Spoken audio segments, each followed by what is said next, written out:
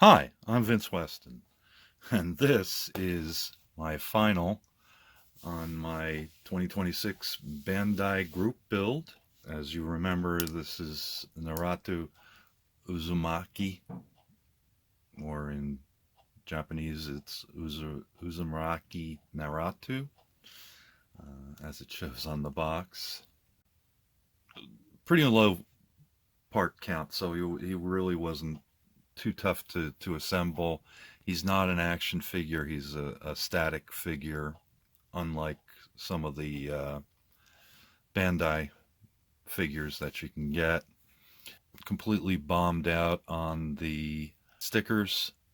They just wouldn't work for me, and I hadn't planned on using a lot of them anyway.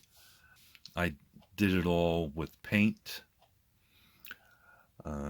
Show you some of the stuff, starting with um, his plaque on his headband. I'm not sure what that's called. Painted that with, um, I think it's steel, and then it was the emblem was easily in there. That's what made a lot of the painting easier. Was it was there was depth to things. I painted his eyes. That's just a matter of putting in the blue and the black. And then, of course, I painted his whiskers on both sides. This side was the tougher one because it was shallower.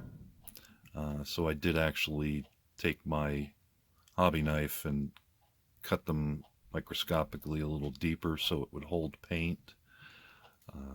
There was stickers for uh, his emblem on his sleeve, whatever that is. I don't know for sure. So I did paint the outsides. Let's see. Oh, there's leg band. Oops, sorry. Leg bandage down here. Whatever that's actually. I don't know the proper names for these things, so you'll have to forgive me for that. But I painted that by hand. And those thin lines were a little tough to do. On the back, I painted the emblem. I don't know. It's I think it's 9 dragons, 7 dragons. Oops, I'm sorry. That's supposed to symbolize. And then once I had them all done, I did some dry brushing of some lighter colors. That's actually a light gray, and I used, which might hopefully show up better here. Doesn't really, but that's okay. I used tangerine to lighten up the orange. It shows a little bit better in real life.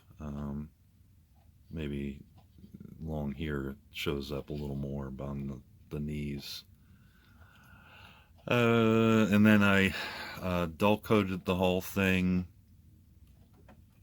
Oh, and I was going to use the stickers on the bottoms for his bottoms of his feet, but they covered up.